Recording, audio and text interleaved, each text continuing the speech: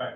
Paramedics and we don't want to tell the EMTs, the paramedics, the financial um particulars of our organization. And I'm like, why? And they go, well, if we tell them, then they'll start sticking IOs in people just so we get paid more. And I'm like, are you kidding me? I can't get them to do checklists. They're not going to suddenly start sticking IVs in people just because so we can get paid more money. It's not going to work. I just don't believe it. But I believe if you don't tell them how the whole system works, then you're going to find yourself in a situation where um, they don't have any idea that, in fact, for over 50% of the work that we do, they don't even cover our costs. So I think it's important that they understand that, because most of the people working in EMS organizations that I know of, that, if you're not in leadership, you think the place is making a boatload of money, right? And so I think it's important that people have some sort of baseline understanding of how it works. And the other thing is, for most of us who worked our way up into a leadership role, it wasn't because there was some kind of planned, you know, planned career growth perspective or plan of any kind. It was simply you continue to persist and continue to move through the organization, and then you ended up being the only person who knew how anything was done around here anymore. And I think, again, part of the reason we're struggling with workforce are because we have not taught our folks how dynamic of a profession slash industry slash business EMS really is, and the really pretty amazing role that it plays in not only the public safety but the healthcare space as a whole. So again, don't rely on anything that a lawyer tells you, especially this lawyer. It's just educational. And so I know this is going to seem really elementary, but a lot of people never really think about this. And so, what is documentation, or at least a patient care trip record? It is really the only legal record of what occurred on a transport. It is many things to an ambulance organization. It is a liability protection document. It is a billing document. It is required by regulation. And also it is the data collection instrument on top of that. As most of you are aware, at least from one of the things that I think that we don't do super well is teaching people how to document their encounters with patients and or their responses to medical aids. So from my perspective, the documentation and why it's really important. When I was on the fire department, even though I was a basic, I documented 90% of the trip records. And even when it was an ALS record, I documented to the point where I had to then pass it off to the medic to do the ALS interventions. But generally speaking, I was the one typically documenting the trips, because they, knew that I was going to probably write more than your average. My trip records, I always followed the exact same formula algorithm. It was always started out, if you read it, whether it was a non-emergency or an emergency, it started out with dispatch to such and such for such and such, responded without incident, on arrival with, found. And that was the way I did it, so that every time I followed the same exact process and I never ever left something out. Documentation as a whole, PCRs are the strongest support for the pre-hospital provider, and really to show that she or he did what they did, that they followed the standard of care, that they provided that person with reasonable care up to the level of their training, appropriate with their condition, and really is the best protection for them. A lot of folks, we don't, you go through EMT class and people stop talking about the standard of care, right? Understanding that what you are going to be judged by will be the standard of care of the average similarly situated individual operating in your area. So the standard of care in Massachusetts in Region 3 might be different than the standard of care in Colorado, or even possibly in Region 1 in Massachusetts, which is way out in the Berkshires.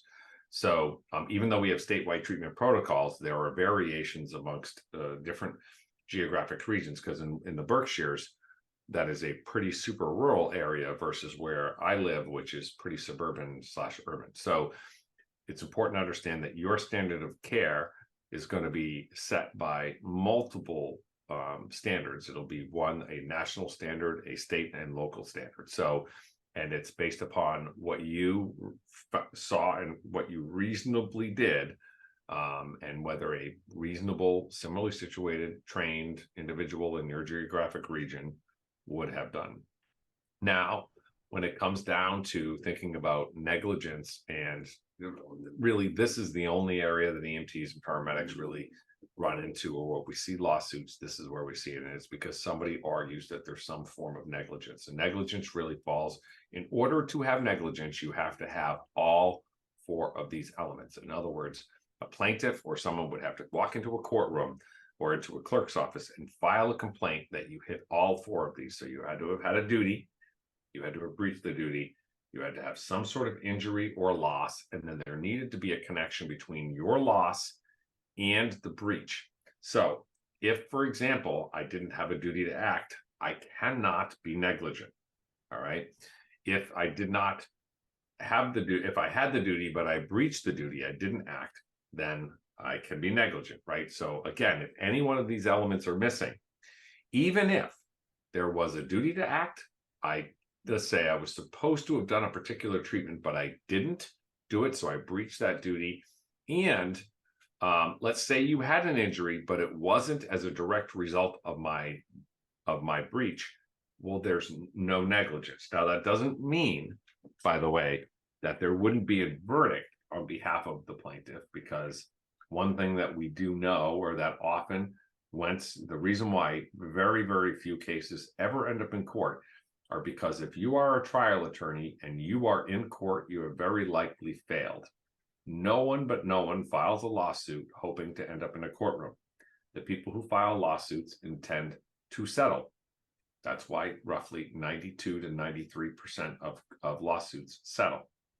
So, but once something ends up in a jury, all bets are off. Now, there are times in which juries come back and you'll see a judge set aside the verdict because, in fact, the jury got it wrong.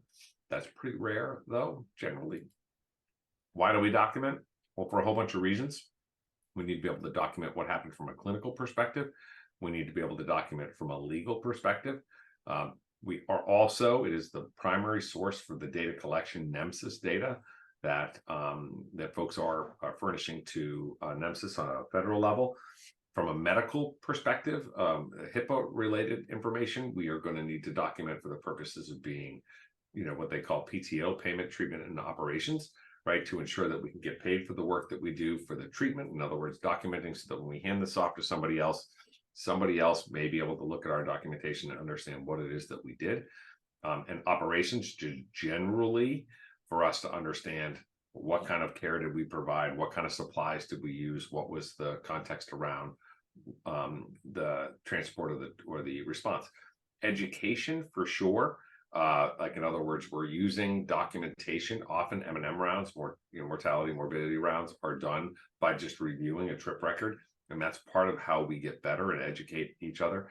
From a QA/QI perspective, beyond the education piece, also for giving feedback to the provider themselves on, or even us understanding from a systems perspective, why and how we should have done something, what might be a more effective way.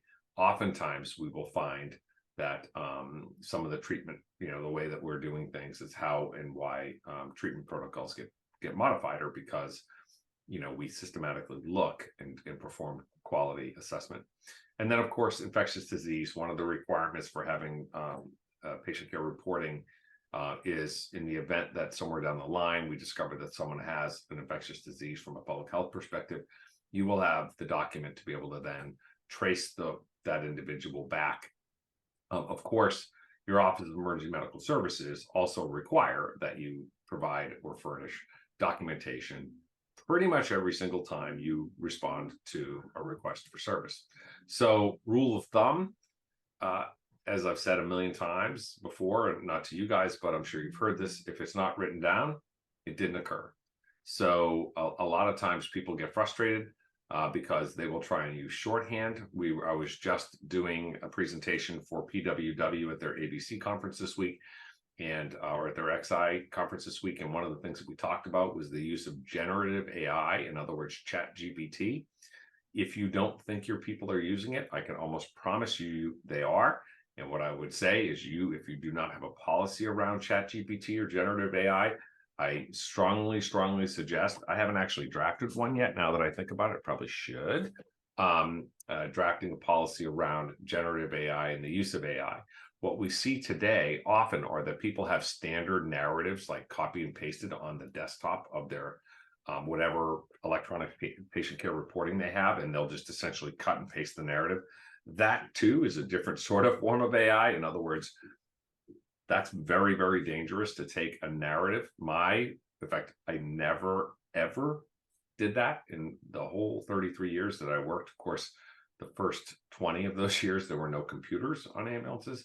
But I would say, as a rule of thumb, I can remember very vividly when I was a supervisor in 1995, I believe it was, I got asked to come back, take my Ford Bronco supervisor vehicle out with a guy who was field testing this revolutionary new thought process that was going to be, we're going to talk into a computer and it's going to type it for us. And they wanted to find out if the lights and the sirens would possibly interfere with their program. And I laughed at the guy as I drove him around saying, there'll never be computers on ambulances. Yeah. So what I would say is, if it's not written down, it was not performed. And what's really important about documentation is, of course, that it is complete, clear, concise, accurate, objective, timely, right? One of the things that people forget are, you are supposed to complete that trip record really before you leave that hospital, as a rule of thumb. That piece of that, or it is supposed to be, you can do one of two things. You can leave a little abbreviated sheet, little drop-off sheet that has some of the basic information, or you can then fax it back afterwards. But what I would say is, this is not one of those things that if you're punching out at the end of the day or calling it a day, that you should be not having a trip record that's completed. That in most states is a violation of the regulations. What I would say is, you should be completing those before you leave the hospital, to the extent that's practicable. In most states, there are caveats for that, in the extent that maybe you got a back-to-back call and you needed to then complete that call as soon as practicable. What I would say, though, again, is a lot of people go, well, we like to come back and finish it on the computer at the station because we like to use spell check.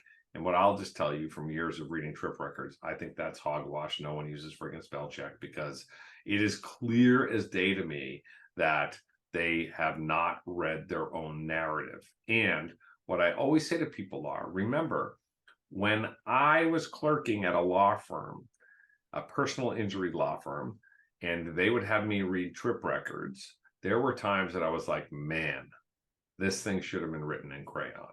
It's awful. And I was making judgments, as shallow as that may seem, about the person who wrote that narrative, right? Because there is a correlation between people who proofread their work and education. Now, that includes two, and two, there, and there, etc. Right? What I would say is, this is why it's really important that you don't just simply rely on the tools that are available inside inside different computer programs, and do not simply rely on that little red squiggly line coming underneath it to catch it that it was done wrong. Anybody who is talk to text has been the victim of a great talk to text problem, where they have sent something that they absolutely did not mean to send. But just so we're clear, what should your documentation have? It should have everything that you see up here on the list. All right. Dispatch reasons, dispatch location, whose vehicle the patient was physically transported in. That is critical. If you're not aware of that, you should be, because for Medicare purposes, whoever physically had the patient in their vehicle, that's the service that has to bill. If you intercept and jump in someone else's vehicle, you can't bill for that service to Medicare. You have to have the underlying transporting service do so. There should be PMH in there. There should be medications, allergies. All of these things need to be there. And what I would say is, if you were using electronic PCR that has a checkbox, you should still document it in the narrative. And a lot of people go, geez, why would I do that? And I go, because the narrative is more likely to be accurate than any single checkbox. Patient refusals. What I will tell you, our personal injury lawyers love patient refusals because under the law, the only time a patient can refuse is when you have done everything in your power to convince that person to go to the hospital, but despite your best effort, and I'm going to ask Mark to clarify. Let me talk about that in 2 seconds.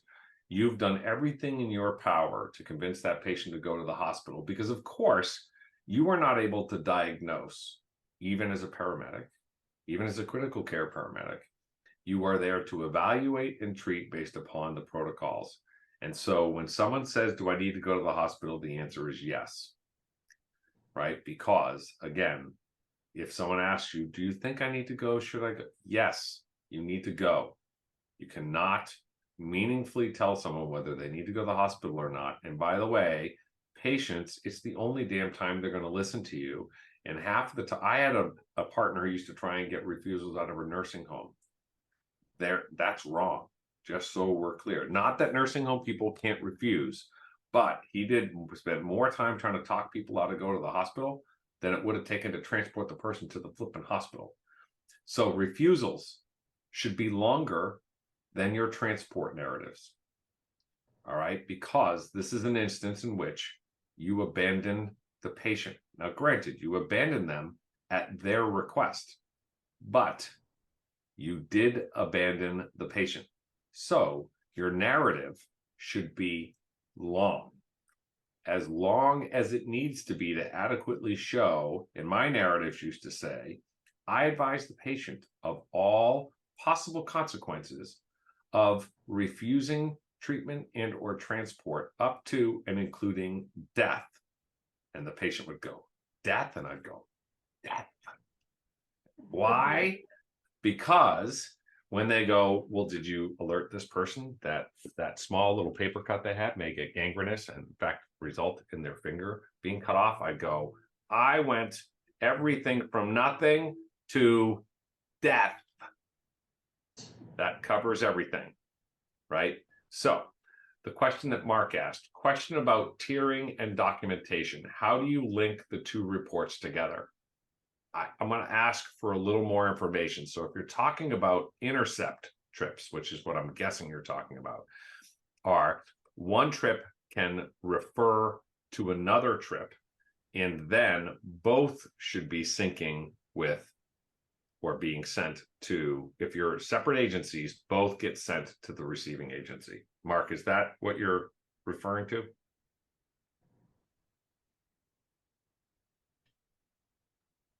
Scott, can you hear me okay? I can, yep.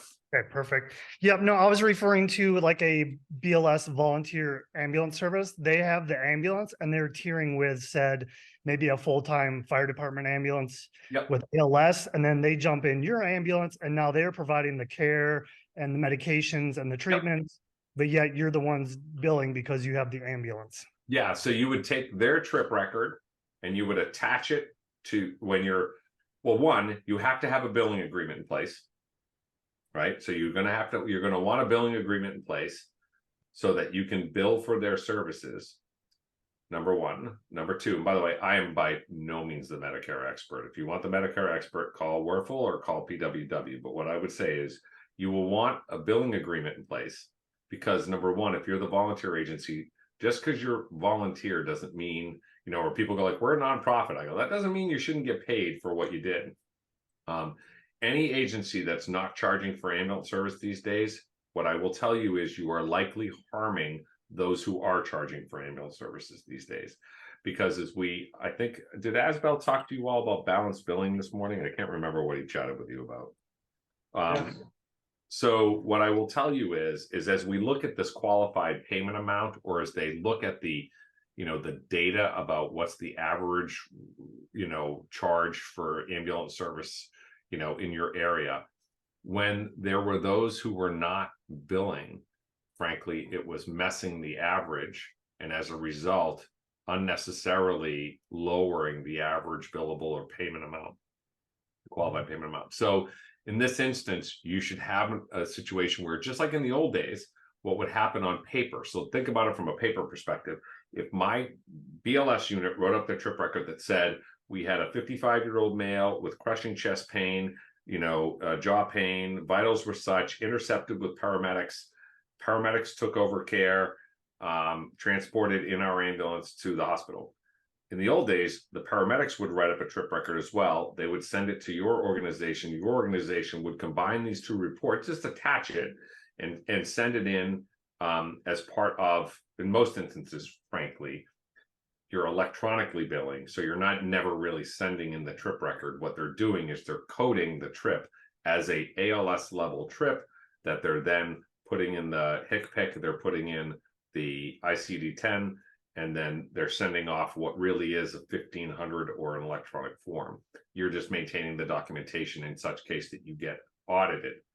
Now, if you're the BLS service and that person goes to the hospital, I would still want to make sure that your trip got faxed to the hospital, because primarily for Ryan White infection control issues, right? To make sure that even though it's a refusal, or not refusal, technically it's a cancel. Well, it's not a cancellation.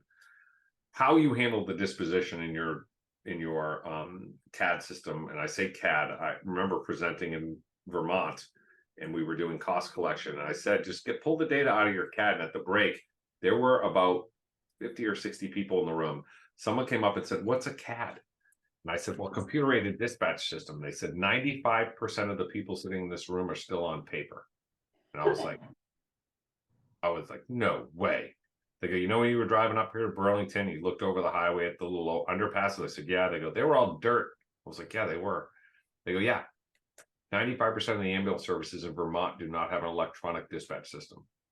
And I was like, well, hell, don't go to Vermont. So, needless to say, what I would do, Mark, I think, is obtain a copy, electronic or otherwise, from the ALS service, and then I would be billing based upon the combined functional narrative. And in most instances, you're not actually submitting the documentation to anybody. You're retaining the documentation for audit purposes, and then it's the electronic 1500, and I say 1500, I'm dating myself. It's an electronic form that's going into the clearinghouse that's then, or a clearinghouse or directly Medicare, and then eventually it's getting paid to you. So I don't know if that was terribly helpful, but Nope, that was good. And I just had a follow-up on that. Yep. How do we stay HIPAA protected and get that documentation from that other EMS service? Yep, that's great to say. So there are two ways you can do it. First of all, when you do your billing agreement, you should probably get a BAA, although not required. So under HIPAA, there's an exception that for, in particular, as I talked about, what they say, TPO or PTO, payment, treatment, or operations. So believe it or not, even though if you're both HIPAA covered entities, you were always able to share information with non-covered entities for the purposes of getting paid. But what the requirement is that you can release no more information than is minimally necessary to serve the purpose that you are trying to serve, which is in this instance payment. So, for example, if you had to send in an ICD-10, a HCPC, and the patient's name and that kind of stuff, that would be perfectly permissible. If you sent in the patient's entire medical history and it weren't actually relevant to the underlying bill, you could potentially run afoul. Now, you're not required to get a BAA, a business associate agreement, but I would with any agency that you are interacting with. I would also get a BAA with any other healthcare institution for which, now if you're going to a nursing home for an emergency, you don't per se need a BAA. But what I'd say is, if you're going to a nursing home for an emergency, I'd get a BAA, because having a business associate agreement actually creates liability individually for the business associate. In the old days, if I had a business associate agreement and the nursing home breached the information from my patient, I was liable for their actions. Now, after HITECH was passed, it created an individual liability for the underlying business associate. So I would get one more to protect us as an organization, and also as a good practice to remind them of what their obligations are under your combined agreement. You can get a BAA right off of the HHS website. It's a sample BAA, and it's a pretty good one. You can also get one if you're a AAA member. I think we have a standard one, although frankly, Brian and I edited the HIPAA guide this year. But I'll tell you, when it comes down to HIPAA, PWW, Ryan Stark are the experts. I know they have their certified privacy officer course, which is excellent. But they also have documents that you can use there. So I know only a lawyer would say in 400 words what could have been said in 4, but just I would get the BAA, and even if you don't, the sharing of information for the purposes of payment, treatment, or operations. So if you and I interact and I'm handing my patient off to you, I can tell you what is minimally necessary so that you can care for that patient. Perfectly fine, not a HIPAA violation. Also, interestingly, not a HIPAA violation if you and I go to Mark and I'm at the call, Mark pulls in as my medic, and I say to Mark at the scene of a call where there are bystanders staying by, this is Tim. Tim was involved in a motor vehicle accident. He's 55-year-old male, right? That's actually what's called an incidental disclosure, and it's not a violation of HIPAA. Now, that being said, you shouldn't say Tim also likes long walks on the beach and Barry Manilow.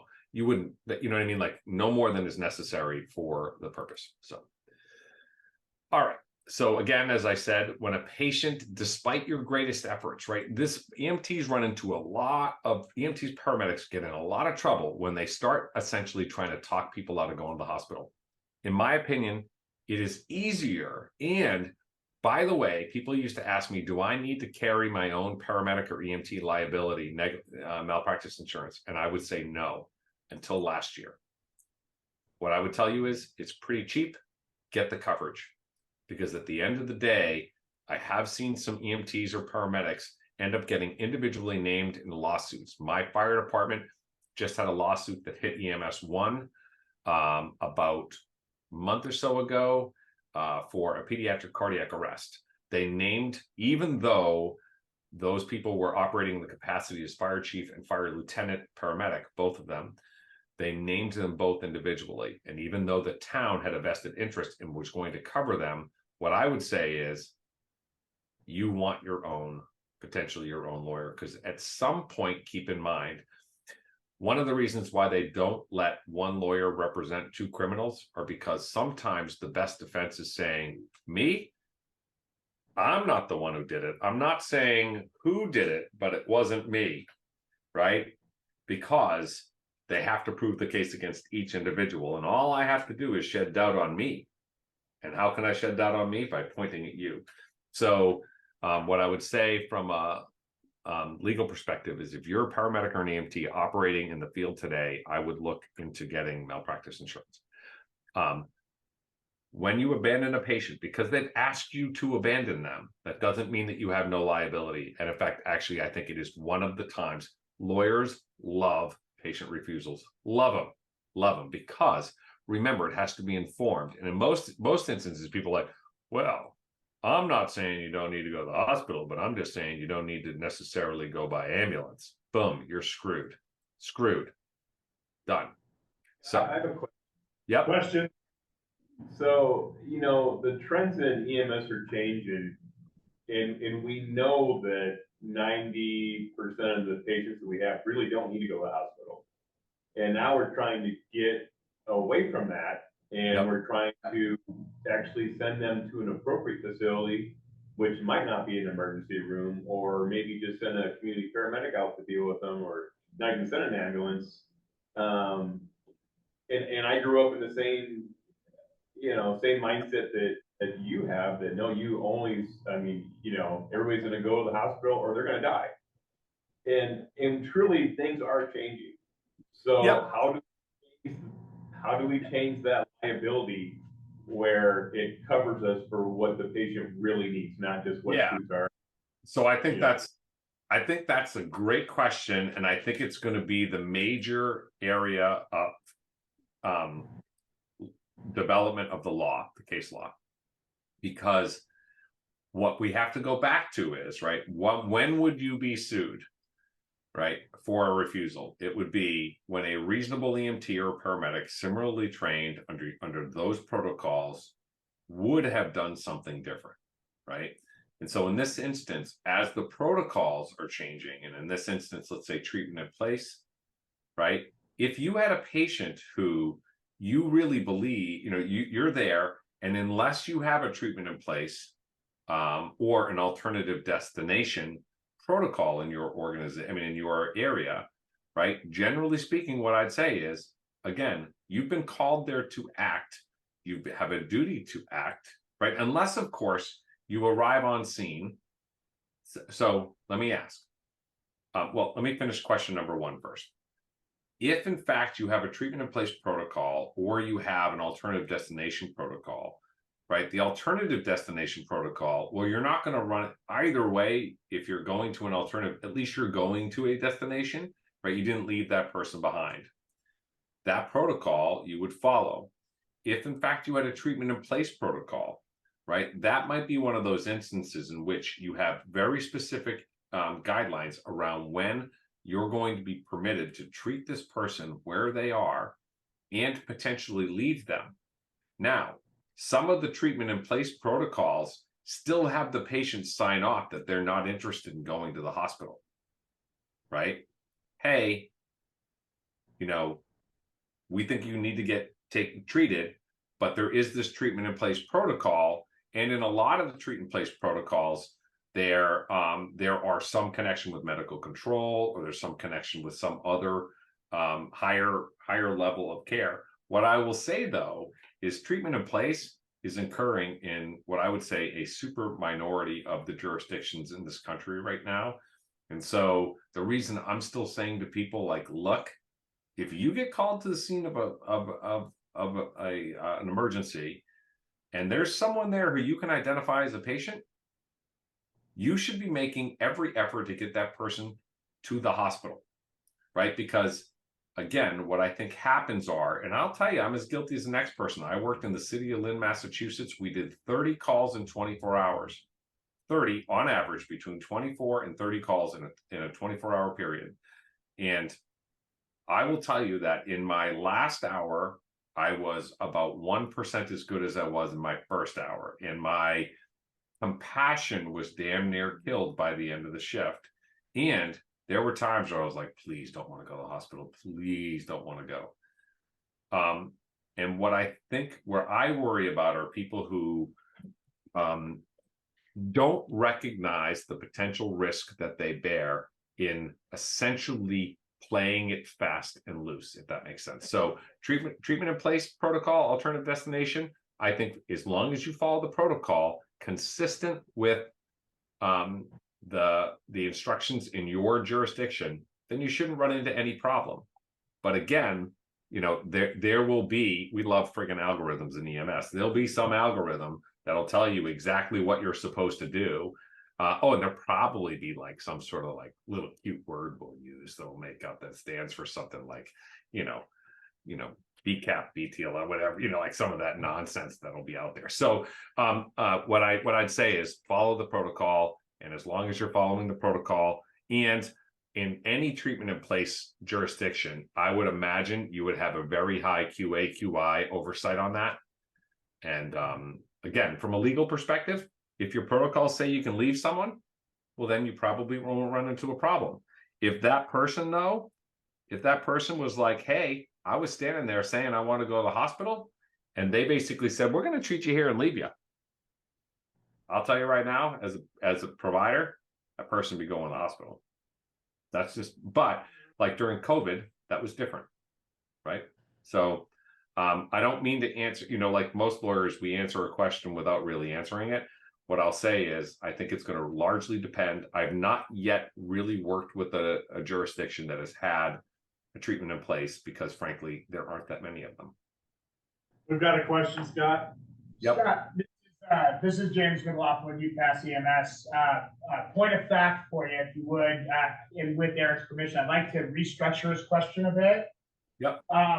And my reframing of that question would be, is it safer to leave a patient on a release of care or a refusal without any interaction, or would it be safer to do treatment in place with a board certified emergency physician, a good set of guidelines, signature from the patient, and potentially even follow up afterwards. Which one would have a higher or lower level of risk? Tiny, can I add to your question? Yes, please. So adding to Tiny's question, and Scott, this is convinced.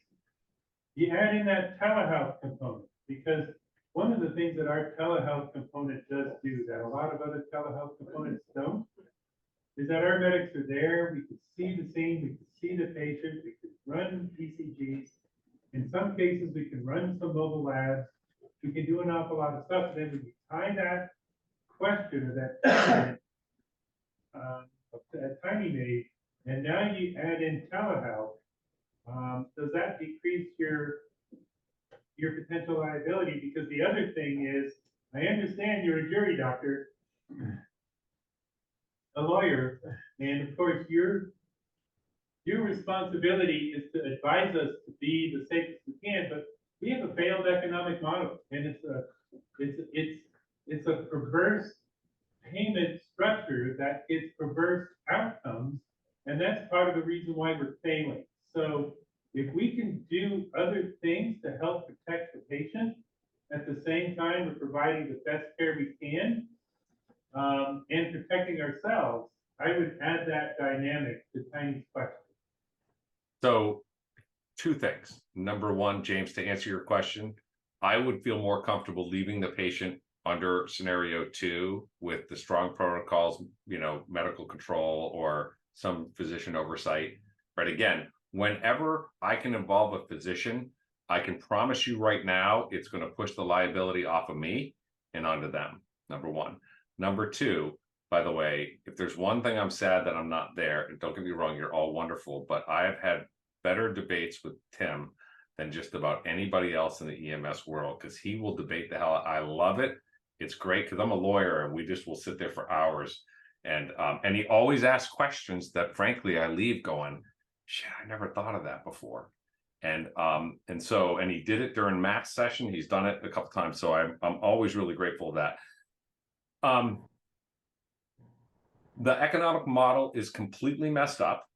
As I said, my wife is a primary care doc, right? Anytime the economic model is you got to see 26 patients a day, you spend 3 hours a night working on medical records, the system is designed to eat providers up and spit them out on the other side. And my challenge is the way I like to approach this medical legal issue is, if you're an EMT or a paramedic, as long as you are always keeping the patient as long as your actions are always in the best interest of the patient, right? Because where people screw up is they start to get tired, rightfully so. And I mean tired either physically or tired mentally. Like out of those 24 to 30 calls, one should have called an ambulance. It got to a point where I used to go like, let's go, meet you at the back, right? Because they'd be standing out at the curb with their overcoat and their suitcase. And I would just, I'll meet you at the back. And half of those people walked into triage. I could have spent an hour talking somebody out of going. Or you know what I could do? I could drop them and be back in service in 20 minutes. So now, by the way, which led me to do yet another call of someone who probably should have been in a taxi instead of an ambulance. What I always say to people are, protect yourself, because even though your organization has a vested interest in defending your actions, understand that at the end of the day, if it becomes between you and them, they're probably going to throw you under the bus. And maybe I am being pessimistic, but what I will tell you is, in looking at the verdicts that I've seen come down and looking at various cases, at the end of the day, the one who ends up usually at the short end of the stick, besides the person who got hurt, which was usually the patient, was almost always the field provider. So what I would say is, make sure that you are, if yes, you can pass it off, right? That's why I'd always say to people, like, look, if I had a diabetic who I wasn't a medic, so I wasn't pushing D50 or anything like that. But if I had a diabetic that I woke up, I would be calling that medical control. And I don't even care if the doctors are aggravated that we called in. I before I left anybody, I'd be like, hey, you know, just this is what I've got. No differently than if I were going to call a cardiac arrest because we had an incredibly obese patient who we thought we were going to injure and they were kind of dead. You know, I would call the medical control, because at the end of the day, if my narrative says consulted medical control and physician recommended X, Y, or Z, there's not a jury in the world that's going to convict you. Another comment in the room there, Scott. Thank you, Scott. And just, so let's go under the assumption, that because you seem very smart, so I appreciate that. Let's go under the assumption that your first part stands up in court, and that telehealth-based release or telehealth-based care versus a traditional release of care or refusal is absolutely safer for the organization, safer for the patient, safer for the provider, because it reduces risk. If you have that model available and your standard release of care rate is above the national average, so the national average release of care rate is 20%, where 80% of the patients are transported, 20% end up with either a voluntary or involuntary release of care. And your organization is sitting at a much higher percentage of release of care than that national average. If you have that program available, or even if you don't have that program available, by not utilizing that service, are you putting your organization at higher risk? Are you increasing your liability, and are you decreasing your ability to defend yourself in court? Great question. So let me just make sure I reframe it. I mean, I repeat it back to you. So the question really is, functionally, and I'm going to try and simplify it a bit. If essentially our refusal rate is more than one standard deviation outside of the mean of the national average, are we at greater risk? Perfect. That is exactly it. All right. Yeah. So what I would say is, like the little old man in the nursing home, it depends. All right. Because what I would be looking for is, what I would want to know is, why do you have a higher than average, right? Because what the trial attorney, now I don't try cases. By the way, do you know why they bury lawyers 12 feet down and not 6? Because the deep down inside, deep down, we're good people. So sorry, you got to tell one or two, right? You know. So what I would say is, as a trial attorney, the first thing I would do is go, well, geez, what is the national average for refusals? Geez, they're outside of the national average. Then I would go, okay, well, what's the local average? In other words, what's the, like, I might use Colorado, or I might use some other similarly situated, like if you're in a super rural environment where you do have a TIP or some other alternative, you know, it may very well be that your data is not all that unusual. Does it place you at higher risk? No, it's kind of like, just it raises an index of suspicion, right? So if I'm a trial attorney and I go, geez, they have this higher rate of refusals, why is that? If it's explainable, because, oh, well, we're in this pilot, Medicare innovation project, right? You know, or where we have treatment in place, whereas we're one of the pilot programs in Colorado that has treatment in place. Well, then I would probably, by the way, as a trial attorney, if I were suing the ambulance provider, I'd probably also try and sue the state to go, why would you do such an irresponsible thing as that? But the reality is, if it's explainable as part of a systematic program, you're probably okay. But I would still argue, again, I would say to folks, it doesn't, I've had plenty of times, I tend to focus on the employment side. So this is not exactly, I don't, when it comes to risk and liability, oftentimes it's in the employment context when I'm dealing with it. And someone will say like, hey, I'd say, you need to settle that. You just need to settle it. And they're like, but I didn't do anything wrong. And I go, yeah, I don't care. And they go, what do you mean? I'm like, it's going to cost you $100,000 to prove you didn't do anything wrong. And they go, I go, offer them 20 and you'll get 25 and it'll be over. Oh no, I didn't do anything wrong. I'm like, again, don't care. And by the way, in most instances, they end up at 300,000 in damages when all said and done. So in this instance, what I would say is, if you have, and you can explain that 1 or 2 standard deviations outside of the mean, then I think you start to, it chips away from that increased liability. If you're an organization that does not have a program, but your refusal rate is 30-40% higher, by the way, that's one thing that I would say is, do you even measure it?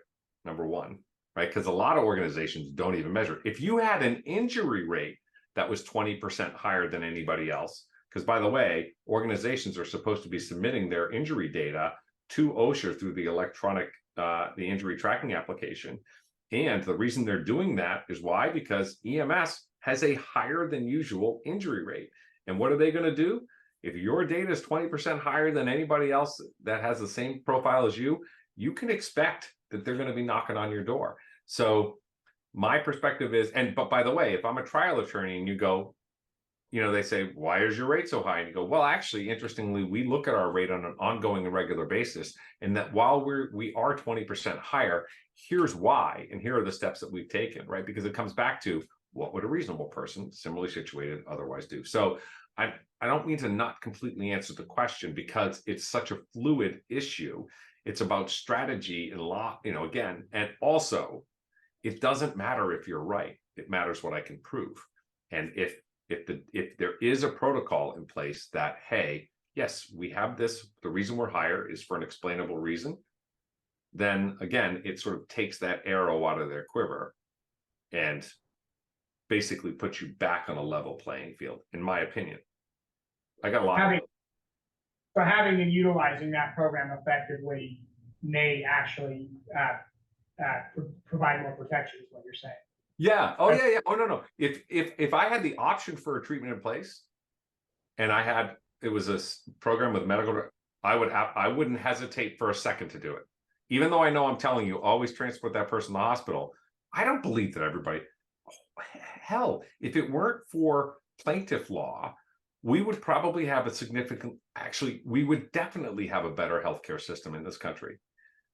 There's no question to me, if it weren't for the way things, and just so we're clear, my mother died at 49 from a misdiagnosis of breast cancer, right? So I am someone who understands what malpractice means, but at the end of the day, again, do I think we should be in the situation where we're doing everything defensively? No, I think lawyers are part of the problem, to be honest. And so that's why I work on the side that I work on, which is I'm trying to keep you out of there. And again, very rarely does there's not one medic who wakes up and goes, today I will suck like I have never sucked before. In fact, if I can, I'm going to kill 3 patients. No one's ever done that, right? They don't ever try that. And so what I'd say is you should be measuring your data. If you've got a higher refusal rate, I'd want to know why. And by the way, I'm going to bet when you have a higher refusal rate, you're going to find one person. There's one person at every agency who's like, they would talk Mother Teresa to go in the hospital. So, and if you know it and you do nothing, you probably heard this term before, knew or should have known. And that's where you get into trouble. So I always say to people, you write in your narratives what you saw, what you did, and just as importantly, what you didn't do. And don't get cute with people used to love to write, we found a seated patient. This is, basically back in the day where everybody was supposed to get short-boarded, right? Found a seated patient and we fully C-spined, rapidly extricated and fully C-spined that patient. And I'd be like, all right, so let's talk, or not rapidly, but fully C-spined the patient. I go like, all right, so tell me what that protocol is. And they'd go, well, we would put them on a backboard, headlocks, tape, strap, collar. And I go, so when you had a seated patient in a vehicle with mechanism, neck pain, is there a protocol that said you were supposed to cat or shortboard them? And they'd go, well, yeah.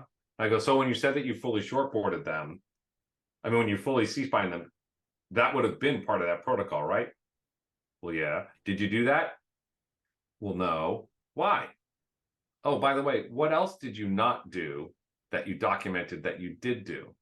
Oh, and then I'm going to bet if you documented stuff that you did, if you insinuated that you did something that you did not do, I'm going to bet there's shit that you did do that you didn't document. because apparently documentation for you, well, that's just kind of fun, right? And so I always say to folks, like, I should be able to look at your narrative and I should know exactly what it was that happened on that call. And if in fact you ever get called as a witness, and I don't know if you ever have, but it's unpleasant, you're going to want to look at your trip record. You're going to want to look at that trip record and know exactly what happened. You want it to take you back to that call. And if I'm a lawyer looking at your trip record, what I want to go is, oh, this is documented so well, I'm not going to pull this person in. Because, you know, if I'm thinking that there may have been something done that wasn't right, but this thing is documented, like, you know, really thoroughly, you're not a person I want on the stand. Anyways, witnessing on refusals, mandatory. Should never be your partner. If you can get it to be one of the family members, get it to be a law enforcement person, but law enforcement less than if you can get one of their own family members to witness it. That's ideal. But it should never, ever, ever be your partner. I have had partners that, you know, I could lie and they would swear by it. This is one that always amazes me. When you're documenting anything, whether it be an email, in a trip record, in an investigation report, in a text message, in a social media post, right? You should feel comfortable reading it out loud in a deposition. All right, understand. And you know what the E in email stands for? Anyone? It's not electronic. I'll warn you, it's evidence, right? That's what the E stands for. So what I would say is, make sure, understand that, you know, again, you understand what's in that record. And if your people, one's the driver and one's the technician, often the driver signs a tough book at the beginning of the shift and they never look at it again. Just so you're clear, if there's a call that you're both on and your partner moves away to Alaska, they're not going to call the partner back from Alaska to testify. You're going to be the one in the hot seat, and you're going to be the one who documented that trip no matter what. So the way things work in a courtroom are they do a few things. First, they authenticate the trip record. Hey, is this the record on the date in question? Yes, it is. You're gonna then generally testify about what happens. And if you can't remember what happens, they're going to hand you the trip record, say, you know, is this the trip record? You're going to say, yes, it was previously authenticated. Hey, read the record, hand it back to me, please. Okay, now that you've had a chance to refresh your memory, can you answer the question? If you can't, and if you still go, oh, I just don't recall, then they will do what's called past recollection recorded, which means they'll say, okay, Scott, your testimony will be what's written. I want you to read the trip record into the record, and that will be your testimony. So recognize that there are a couple of, it's kind of important. So ambulance sustainability, we're going to talk about the finances. No one likes to talk about EMS as a business, but the fact of the matter is, right, we don't get paid for existing breathing. We get paid for what we document and what we do. Or maybe say that backwards, what we do and what we document. The role of dispatch is critical because how the trip was dispatched is one of the sort of inflection points for how we build that call. As you know, if it comes in as an ALS natured call, we dispatch an ALS truck. They perform an ALS assessment. Even if that trip then subsequently is a BLS trip, we can bill it at an ALS level. All right, but it has to have come in as an ALS nature at the time of the call. All right, people not putting out clearly where they found the patient and how they found the patient. That is critically important. It gets left off all the time. And what the chief complaint is, right? What did they tell you was the problem? The other issue is, again, why did you do what you did? And what was the basis for that? Not just I did it because the person was having chest pain, but by the chest pain protocol, I did X, Y, and Z. That's important. Patient signatures, this is one that we have caught more people falsifying signatures than, and by the way, we know because it marks on the electronic PCR where the tablet was at the time they got the freaking signature. And I'm like, interestingly, you got the patient's signature 15 minutes after you cleared the hospital. What is the matter with you, right? And now you've not just done something inappropriate from a Medicare perspective, you committed a crime. So we just need people to understand. And by the way, you should be auditing patient signatures to make sure that, in fact, if you have someone, people like to do these squiggles, and they're like, yeah, if you see that, by the way, you will find. And I have hired a handwriting expert in the past, and they can tell very, very quickly, if somebody has forged a document. You want to have your documentation to maximize revenue, because you know what? The people who are working in the administrative side of the house and the people who are working on the clinical side of the house, oftentimes are kind of battling with each other. But cash flow, money, is important for EMS agencies, and nothing tells the federal regulators that we make a lot of money like us not killing ourselves to try and collect the money that we are entitled to. So, common mistakes, people who go, well, we have a paramedic on every truck, we're just going to bill every single call as ALS. That is illegal. You cannot do that. All right. The only time you can bill an ALS call is if you had an ALS nature at the time of dispatch. Then you can bill for an ALS assessment, which is essentially the same as an ALS emergency. Even if that call then subsequently goes BLS, they have to go, the paramedics have to conduct an ALS assessment, and then even if the subsequent reason for transport is BLS, you are permitted to bill ALS. You're also permitted to bill ALS when it's actually an ALS patient. Often insufficient narratives or vague treatment, right? Keep in mind, if you're going to bill from an ALS1 to an ALS2, ALS2 requires 3 or more administrations of a medication, requires an IO, requires an intubation, cardioversion, something like that. All right. Treatment not supported by the narrative. This happens with relative frequency. Medical necessity. The challenge with medical necessity and we ran into an issue in the state of Massachusetts where Medicaid had its own medical necessity and everybody tried to use the Medicare one. And as a result, the Attorney General decided to suggest that everybody who billed Medicaid and got reimbursed by Medicaid with the Medicare medical necessity was committing fraud. So we're still battling this one out, and so are all the ambulance services in Massachusetts. But making sure that you understand what documents are required in order to get reimbursed by the relevant payers. Not returning overpayments ASAP. One report that I run every month when I close a billing cycle, right? Every month you should close your billing period so that you can have on the same day every single month, so that you can have an apple. The reason we get on the scale in the morning, after we've gone to the bathroom, before we've gotten in the shower, without a single stitch of clothing on, is so that we can be measuring. If I get on the scale at 6 in the morning and I get on the scale at 9 at night, it's going to be totally different numbers, right? The reason we close a billing period at the same damn time on the same date every single month, even if all the trips aren't in, are so that you have an apples to apples comparison. But the second report you should run after you close a billing period is the negative balance report by payer. Specifically look for any Medicare or Medicaid payer. And if that is 60, if you have any negative balances that are over 60 days, you are in trouble. So this is one of those ones that is easy to find out. But by the way, it won't show up in your aging, because if you have, let's say, for example, a negative payment Medicare, but you have current outstanding AR, it's just going to reduce your AR, but you will never see the negative payment. So run what's called a negative balance report if you're on Zoll, which many folks in Colorado are. But even if you're not on Zoll, any negative balance report will tell you that. Negative balance, date of service, greater than 60 days. Having a compliance plan. So just quickly, what a compliance plan involves, not just that thing you blow off on, right? You have to have a risk identification, policies on compliance. You should have a compliance officer and a compliance committee, and minutes from a compliance committee meeting. Even if you're a small organization, you should have a compliance committee. Education and training enforcement. Same thing, by the way, on the HIPAA side. Just so we're clear, they can be very similar.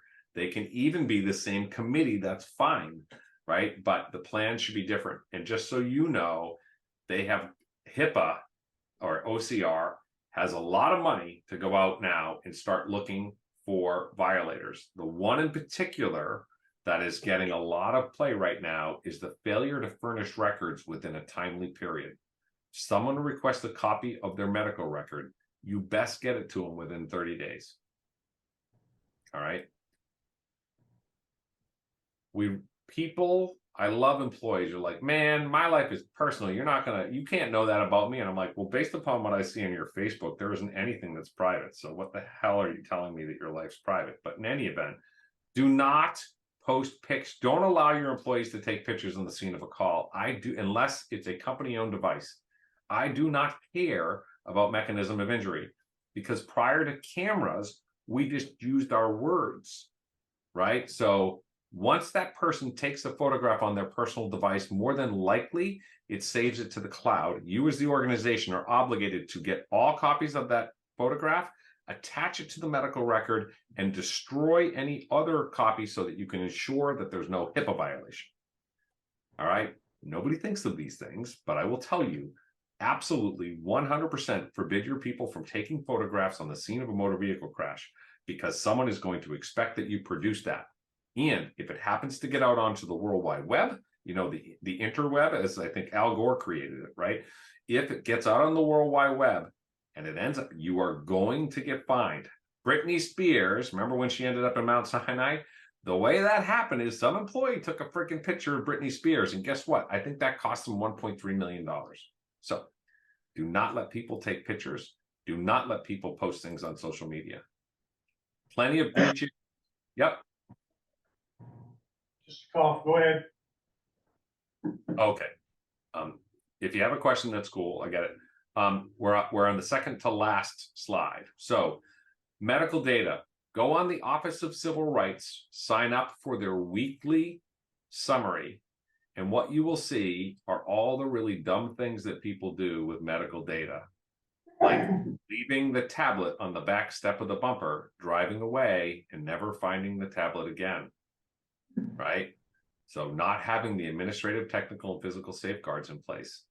So medical data breach, it's expensive. If you have more than, if by chance more than 500 people's data gets released, you have to notify the media. And do you know what happens when you notify the media and say, if you were ever transported by ABC ambulance service and you think your data may have been lost in that current data breach, please call the Office of Civil Rights, because there's probably money for you, right? You know who's going to call?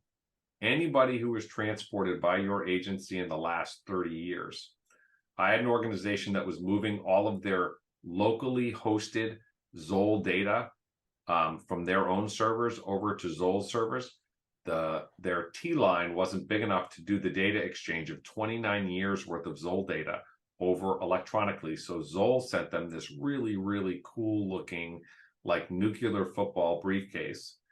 And so they said, Scott, you won't believe what happened. And they said, this cool briefcase showed up. It had this server inside. It was like locked, and we transferred over 29 years worth of patient records, and then we put it back in the really, really cool suitcase, and we locked it up. And I said, and you put it into a plain cardboard box. And there was a long pause. And I go, let me guess, when it got to Texas, the hinges were broken off that suitcase. And they were like, well, I guess you are going to guess. And I said, yeah. And it turned out we were able to prove that medically the drive destroyed itself when someone did try to access it. But 29 years worth of data, we were looking at notifying ABC News. So you want to be cautious. So questions. I know we have one more session. I see something. Hold on. I missed the chat. Did I miss one? What are your thoughts on medic signatures on PCR? Should both medics sign a PCR, or is just both names, inserts, and narrative approach? My feeling is a PCR is a legal document. It should be signed by both providers. Now, a lot of the electronic PCRs, you sign into the tablet at the beginning of the shift, both medic and both driver and technician, and then it inserts it into the record from there on forward. My feeling is both medics sign the trip record, because I think you never want a driver not having reviewed that trip record, because as far as the law is concerned, that is their word of what happened on that trip. So Terry, good question. Any other questions? Just Yes. one more. There's no shortage. You're allowed. Scott, thank you so much. This is great information. I really appreciate it and great presentation. As it relates to documentation, cameras are becoming increasingly popular, both body worn cameras and cameras in the vehicles. Kind of question first, should they, is it appropriate to have them in these environments? Second, should you have them in these environments without a policy or procedure in place? And then third, should it be considered part of the medical record or part of the peer support program? Why or why? Those are amazing questions, by the way. And I do believe I have a copy of a body worn camera policy, if anybody needs it, that I can share, and I got permission to share. I'm more than happy to share it with you. I think my personal opinion is everybody's gonna be wearing cameras probably within the next 10 years. I think you'll see cameras on every single provider out there. Just a guess. I could be wrong, but and I don't play the lottery, so don't quote me on that. On average, the average person, human being, is on a camera 346 times a day, just so you know, right? And what I would tell you is, one, if you have body worn cameras, you best have a policy around their use and around the data use and what happens with that data. Number one. Number two, do I think we should have them? I don't know, man. I'll tell you, if I had wanted to be a police officer before I became an EMT, good thing I didn't, because I would have been on a Facebook video somewhere. I know I would have. Someone would have been wrestling and beating the hell out of me. But the reality is, if somebody pulled a cell phone out and started recording me during a traffic stop, I'd want to pull them out of the window by their nose, because like that kind of stuff drives me crazy. So I think the body worn camera is a double-edged sword. I think that it could provide us with potentially with some protection, but I also think that it, it's kind of like vehicle, the drive cams. Some people are like, well, then it gives proof that we did something wrong. And I go, yeah, so you can get the hell out in front of it and be done with it quickly before you get, $300,000 down the path. So I would say, there are lots of organizations using them now. It's just like fashion. You don't want to be first or last, right? So I would say now we have enough people doing it that we could put you in touch with people who are thinking about doing it. If people are doing it without, if they're doing it on their own, you got a problem. Because yes, in my opinion, and I have to take a look at OCR's. I have not looked at OCR's position on body worn cameras and what happens with it in the context of medical record. So I would want to reserve the right to come back to you on that one. But policy for sure. I would, though, have a very, very, very clear policy about your employees using cameras. And on top of it, I don't know if Colorado is a two-party consent state. Massachusetts is a two-party consent state. If someone's being recorded, they have to have knowledge that they're being recorded. And so we had a paramedic who decided, he was apparently two guys sitting in the front of a truck talking about the attributes of one of the other female employees. And for some reason, one of them was recording and then decided to share that recording with the person that they were talking about. Why they would intentionally do something like that is beyond me. But when I told the employee that I was just trying to wrestle with, I knew what we were going to do with him as an employee and discipline, but I was trying to wrestle with what I was going to do with him for the crime that he committed of wiretapping, which is illegal in the state of Massachusetts. So I would have a policy, like I have one now, that says that no one can be recorded without their knowledge and consent. So I don't know if that answers your question. I have a follow-up question to that. Yep. So I'm a third service county-owned agency, right? Which means we're employed by the same employer that, the sheriff's office, who are all required by law to have body cameras. And we have used video for quality improvement, training, other things from those body cameras. So even though my providers don't wear any cameras or anything like that, should I still have some kind of policy on how other county-owned devices are used? That's wow. You guys freaking asking great questions. And the worst part is they're hard. you know, it's always so much nicer when they're easy. So I love the question. And again, I would actually love to work with you on it. What I would say is same entity, same city, same county, right? I would say we can't pretend that they're different organizations. I mean, they are different organizations, but they're still one employer. I would have a policy. I think that the town should have a policy that encompasses all use of body-worn cameras and their potential implications across the various services that the entity has, including EMS and, you know, fire. I think the part of the thing that I love about body-worn cameras is kind of like if you've ever watched yourself in the sim lab, I realize I'm literally the worst EMT ever because I spend more time standing there doing nothing. And I'm like, why am I doing nothing? Why do I have that dumb friggin' look on my face? And then I'm like, well, crap, right? So body-worn cameras, I think, is great from an education standpoint because it is real and you have an opportunity to see what you did or didn't do, the risks potentially.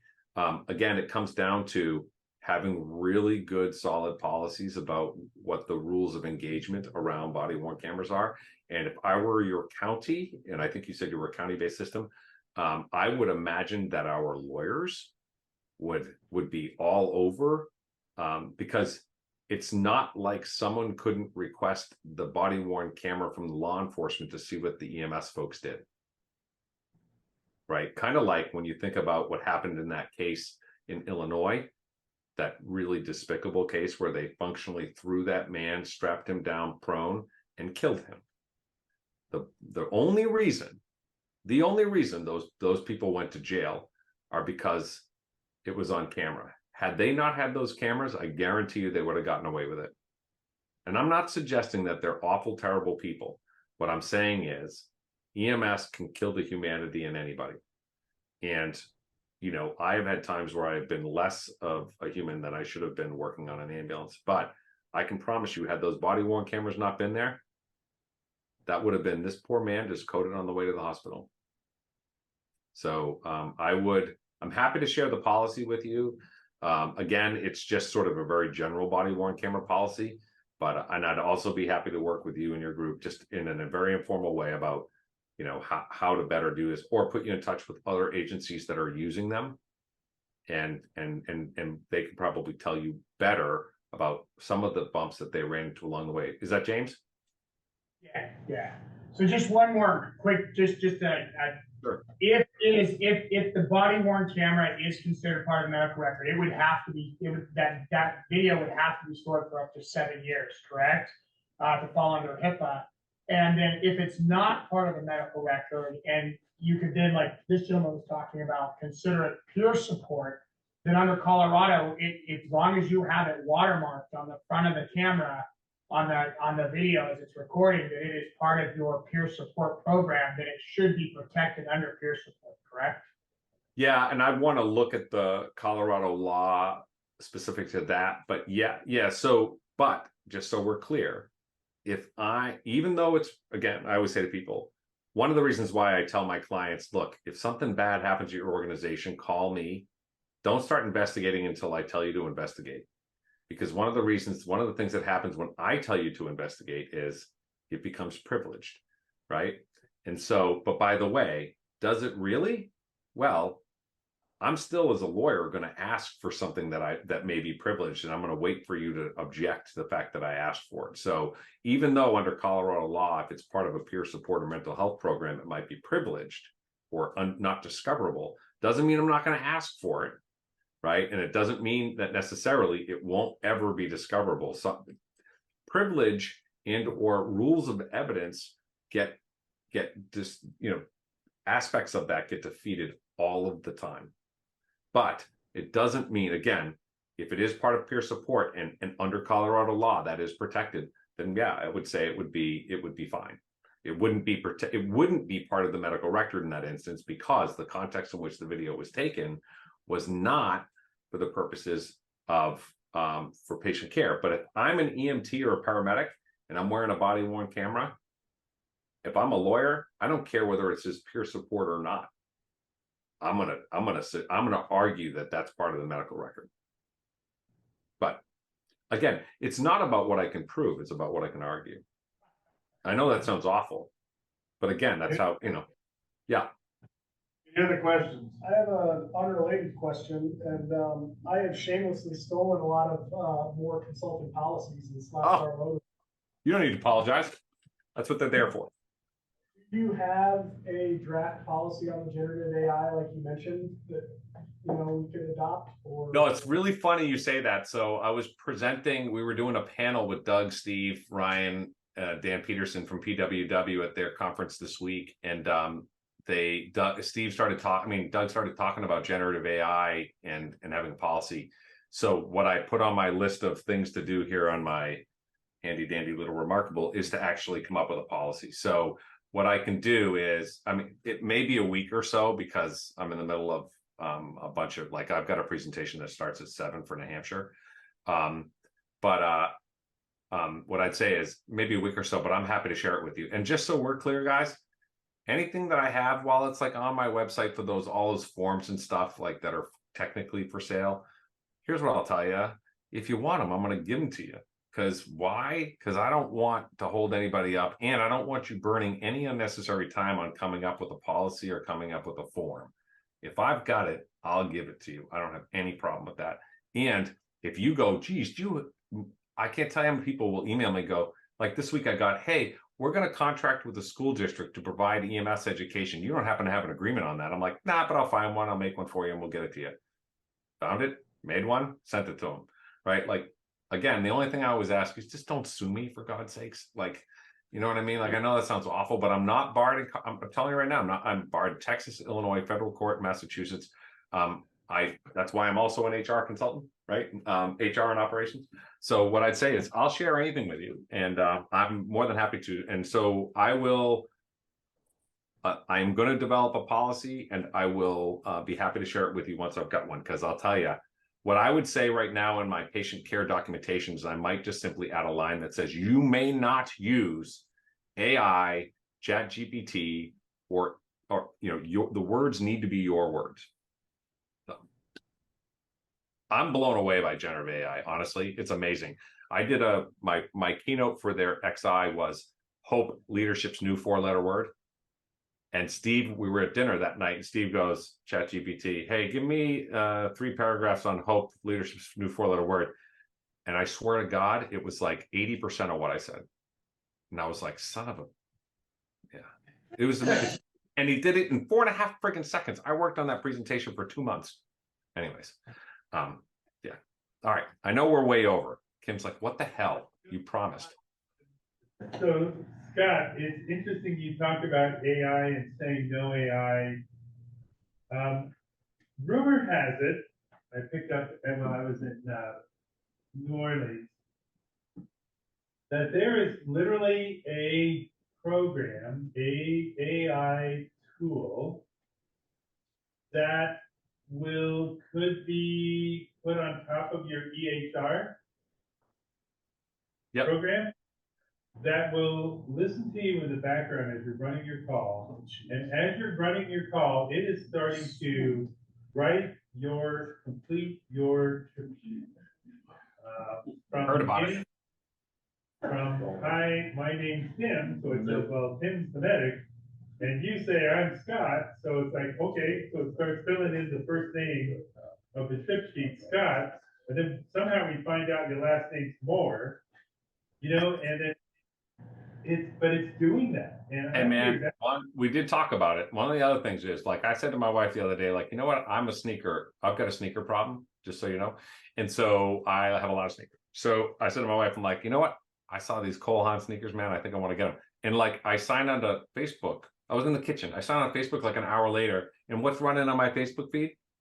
Freaking Cole Haan shoes. And I'm like, son of a bitch.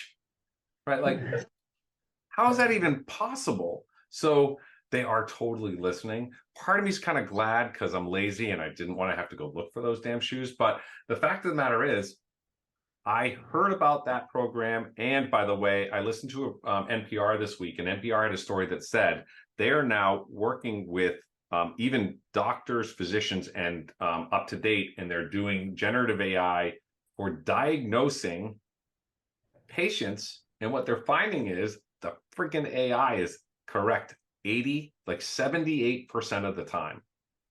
Think about that, right? So before long, it is going to be Hal, right? We are going to have, the world will be taken over by machines.